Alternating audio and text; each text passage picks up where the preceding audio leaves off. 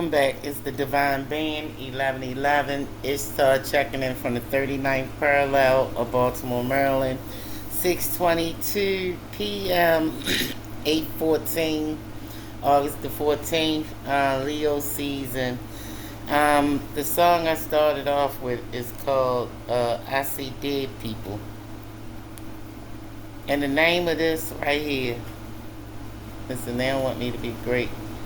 The name of this right here is Ailey the Arch presents Death and Rebirth, Cycles of Life. I got an intuitive message. Last post I made, I was talking about death and rebirth, and that somebody going through a death. They raise hell.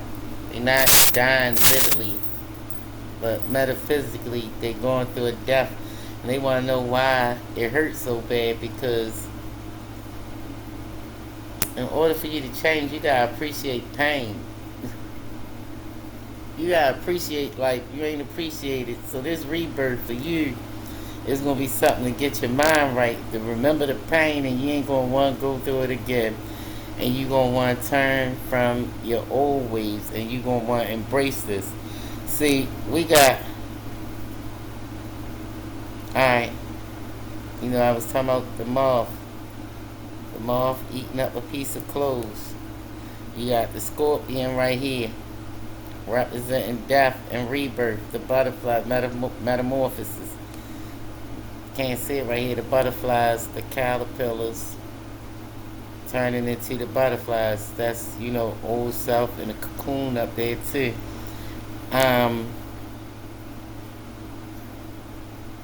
It's all about death and rebirth and how you gonna handle it. In life, you live a certain way in life.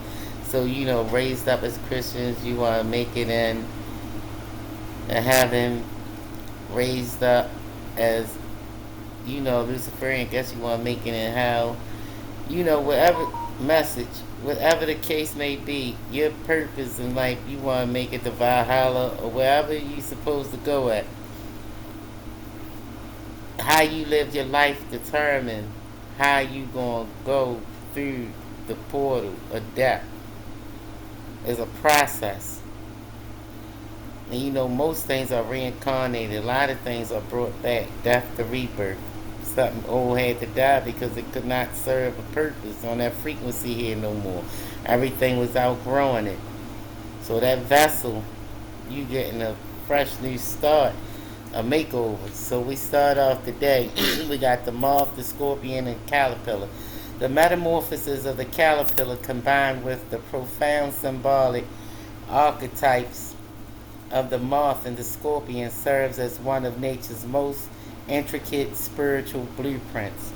Rather than a simple story of transformation, this tyrant represents the descent into the underworld, the mastery of the shadow, the alchemy of complete dissolution, dissolving of yourself, and the eventual emergence of awakened consciousness, dissolved of the old self to reemerge as the awakened new self. Here's a deep spiritual dive into these three entities, exploring the sacred order of their evolutionary journey from darkness to flight. Phase 1, and you know why they say flight, 6:27 on the clock, because they all can fly eventually. And I don't know, maybe the scorpion pulls and rise up. I'm crazy with you. So here we go. The scorpion, the guarded one. The scorpion, the guardianship of the shadow and the sting of truth. Archetype, the gatekeeper. Transformation through crisis and sovereign defense. In the spiritual order, the journey rarely begins in the light. It begins where the ego is forced to confront the deepest defense. The scorpion does not undergo physical metamorphosis like the other two, but it holds a crucial initiatory place in this triad. The guardian of the threshold, the anatomy of the sting. The scorpion is followed by the element of water and the planet Pluto in modern esoteric astrology, symbolizing the deep hidden emotional currents of the subconsciousness. Its stings represent sudden, sharp catalyst, crisis, betrayal, ego death that pierce our illusion and force us to look inward. Spiritually, you cannot enter the cocoon without first passing the scorpion test. I told you, you gotta feel that pain, that burn. The willingness to die to who you were. Self-preservation and exoskeleton. The scorpion, you see the exoskeleton right here? The scorpion wears its armor on the outside, representing rigid protection, boundaries, and primal survival instincts. You see, sharp teeth, the sting, and the tail. All this is a hard show for real. Spiritually, this is the phase, rigid protection, boundaries, and the primal survival instinct. Spiritually, this is the phase where we cling fiercely to control, identities, and emotional armor. The deep lessons of the scorpion is learning when to shed toxic defense and harness our inner poison, anger, resentment, fear, and transmute it into personal power and spiritual sovereignty. You know how yesterday when I did the post, the message about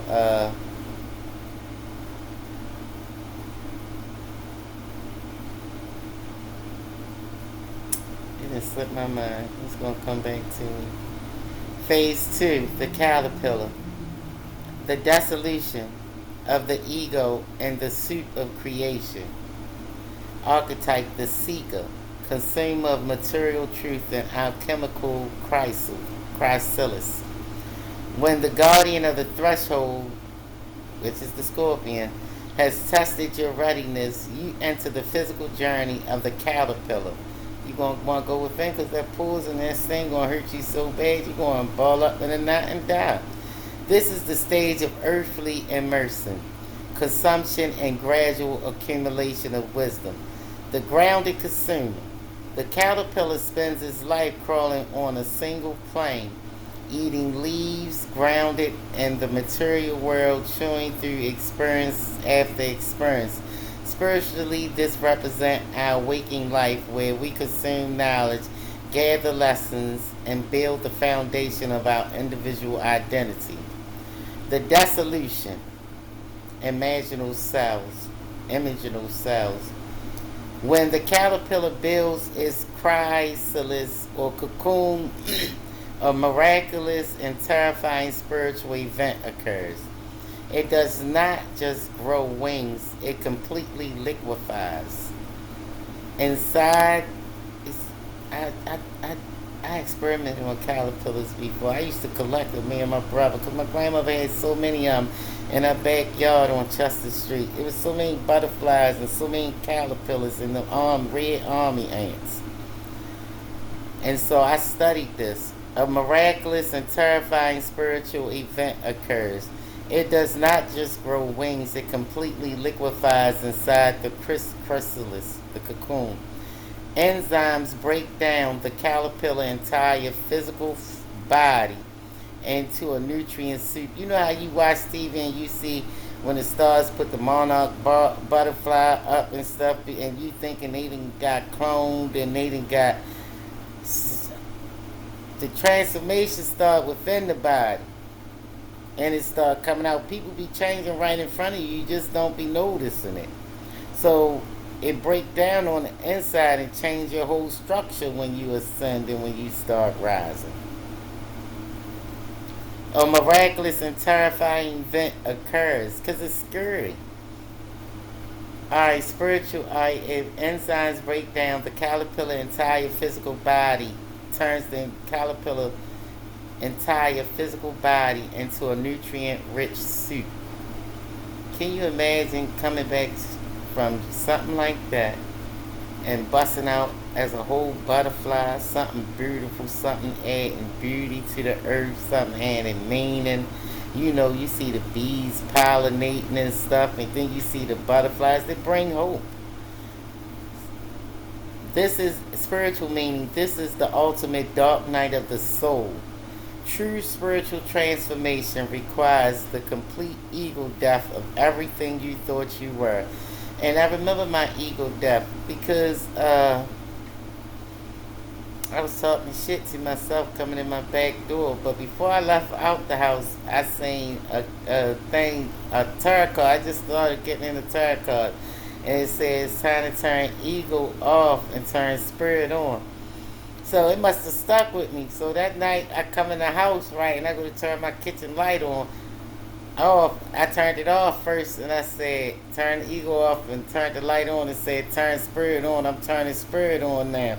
So at the time I was going through a serious transformation. I really was dying and coming back to life. You feel me? So I understand the part. The ego really is our protection. Like say for instance, if you was a kid that was bullied, or even if you was a kid that was quiet and really ain't have a voice, some people build an alter ego, somebody that step in, a part of them, a character you could say to play your role, because you don't feel safe enough in the world to be the true self. That is ego to me. Okay, so let me finish saying this. Spiritual meaning of the dissolution of the caterpillar in a cocoon. Alright, break it down, turn into soup. Well, this all was in a cocoon. Spiritual meaning. This is the ultimate dark night of the soul. True spiritual transformation requires the complete ego death of everything you thought you were. The imaginal cells. Amidst this organic soup float microscopic structures called imaginal cells. Initially, the caterpillar's immune system attacks them as foreign bodies because they carry a completely different frequency. Remember, I just mentioned the frequency. That part no longer serves you. God come off. But as the old self dissolves, these cells network together, recognizing the blueprint of the new creation. This mirrors the spiritual awakening process, holding a vision of who you are becoming while everything you've known dissolved around you. That's like Job when he was locked in and he started, he went through his time. He got sores all over his body, messed up. But the whole time God was doing something new in him. He lost his family, all that, animals, everything, friends. But he got it back. But the old him had to die so God could bless him with more. Phase 3, the moth, navigating the inner flame and the mysteries of the night. Moth to a flame. The mystic, the seer of the unseen, and surrender to the divine. Before the brilliant light of day is fully integrated, the soul often passes through the realm of the moth. Often misunderstood or overshadowed by its colorful relative, the butterfly, the moth holds a profound nocturnal mysticism. Drawn to the flame, moths navigate by the moon, a practice called transverse orientation. When artificial lights or candles are introduced, their internal guidance systems become confused, causing them to circle the flame relentlessly. Now we know why moths are attracted to flames, because they're attracted to the moonlight. But that light and the darkness give them the false hope or false illusion that it's home. You feel me? So spiritual meaning, the moth represents the soul desperate instinctual yearning for the divine source, home, the ultimate flame. It teaches us about the danger and beauty of spiritual obsessions, how the ego is inevitably singed when it tries to touch the divine unrefined. The wisdom of the dark. While butterflies dance in the sun, moths operate in the stillness of the night, attuned to lunar rhythms, pheromones, and the unseen vibrations of the cosmos. Excuse me, this is the truth. Spiritually, the moth asks at us to embrace our shadow work, our intuition, and the quiet, hidden truths that only reveals themselves when the sun of the consciousness mind has set. And the best time for me is, I always say it like 2, 3, I'm gonna say like 3, 4, 5, in the morning, 3, 4, almost 5, because there ain't no cars on the streets. It's quiet in your house. It's quiet outside. And if you ever want to hear God talk to you, it's that time of the night. And and especially if you can't sleep, it's leading you to a message that you're supposed to reveal, that's trying to reveal itself to you. Spiritually, the moth asks us to embrace our shadow work, our intuition, and the quiet hidden truths that only reveal themselves when the sun of the conscious mind has set. Phase 4, the butterfly, the resurrection, sacred geometry, and ascension. Archetypes, the ascended self, the ascended self, freedom, and transformed consciousness. The journey culminates in the butterfly, not as an endpoint, but as a graduation into a complete new dimension of being. Breaking the shell, emerging from the cocoon is an arduous, non-negotiable struggle. Gotta come out. The butterfly must pump fluid from its abdomen into the crumpled wings. If a well-meaning observer cuts the cocoon open to help, the butterfly will fall to the ground and die. Because the struggle itself is what forces the life force fluid into the wings, building the strength required for flight. You know how a mother bird that nested the baby all that time, then when she finished, she pushed the baby out the nest. They don't fall onto the ground, they fly. Spiritual meaning. Your trials, your griefs, and your resistance are the exact mechanics building your spiritual muscles. Grace cannot be rushed or bypassed. Flight and sacred geometry once airborne. The butterfly moves with a weightless fractal rhythm. Its wings display intricate patterns and colors that mirror the sacred geometry of the universe. Symmetry, balance, and interconnectedness. Especially the butterfly is the embodiment of lightness of being. It reminds us that after the heavy crawl of the caterpillar, the fierce protection of the scorpion, and the deep nocturnal yearning of the moth, we are ultimately meant to rise above the earthly plane, taste the nectar of creation, and live as fully expressed, liberated souls. And I heard just now,